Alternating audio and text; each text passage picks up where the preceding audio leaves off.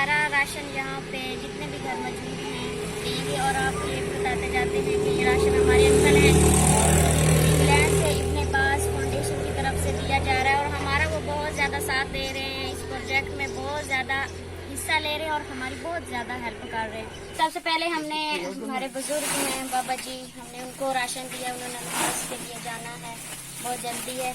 उनके कमरे की बस यही छोटा सा कमरा, ये हालत है। अभी दूसरे घर में हमने दे दिया तो कमरे में चलते हैं, बाजी को दिया है। बच्चे रो रहे हैं, हो सकता है। भाई आप इधर आए, बात सुनो। भाई आप ये उठा लें। भाई आप क्या काम करते हैं? हम मजदूरी करते हैं। क्या मजदूरी करनी है?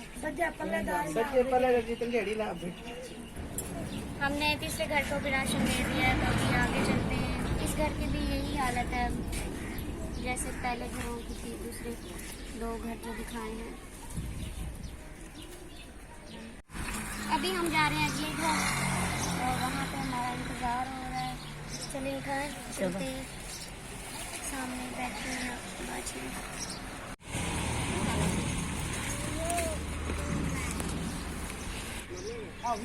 अभी हमने बाजी को राशन दे दिया, बाकी हमारे दो घर रहते हैं तो वहाँ हमने राशन देना। तो बाजी आप देख दरअसल बाज तो कुछ इस तरह से गाड़ी यहाँ पे जाता है ना, इसलिए नहीं मेरा पौला की जाई नहीं। बाबा जी तुसी की काम शाम करते हो? वो काम करे ना मैं सजी साल को और कर। अच्छा इस उम्र दे विच। अच्छा बाबा जी ਤੁਹਾਡੇ ਲਈ राशन ले वे सारा सामान है ਤੁਹਾਡੀ ईदी है, यही है बाबा जी? हाँ जी ये लें बाजी आप।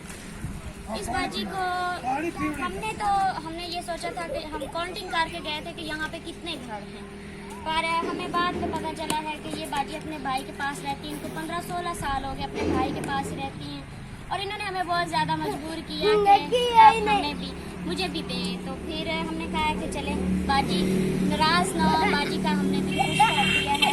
तो बाजी आपको ठीक है, दुआ दे देना। हाँ जी अभी हम आते हैं अपनी असल कहानी की तरफ। चले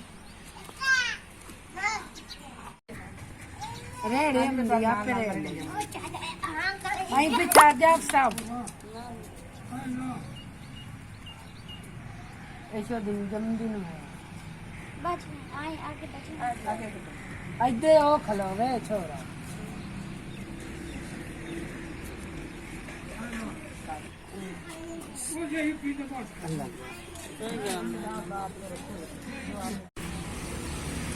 तो अभी हम अपनी बहन के पास बैठे हैं। हमारी ये बहन भी है और मुझसे छोटी हैं, मासूम बच्ची हैं। तो इनकी पैदाइशी टांगों का मसला है, दोनों टांगों से बात करते हुए दुख हो रहा है मुझे, माजूर हैं। और इनसे मैंने पूछा है कि आपको किस चीज़ की ज़रूरत है, आप बिना झिझक मुझे कहें, मैं आपकी वो ज़रूरत पूरी करूँगी। मैंने इनको चेयर की बात की, इन्होंने कहा नहीं मुझे चेयर की ज़रूरत नहीं है। तो इन्होंने फिर मैंने इनको 5 मिनट का टाइम दिया है कि आपने क्या लेना है, आपको क्या ज़रूरत है, तो आप सोच लें। तो फिर जो हमारी छोटी सिस्टर हैं, इन्होंने मुझे कहा है कि बाजी मेरे पास एक हुनर है, मैं कपड़े सिलाई कर लेती हूँ, तो मुझे आप मशीन लेके दें कपड़े सिलाई करने वाली। तो अब इनके लिए मैंने अरेंज करना है कपड़े सिलाई वाली मशीन का।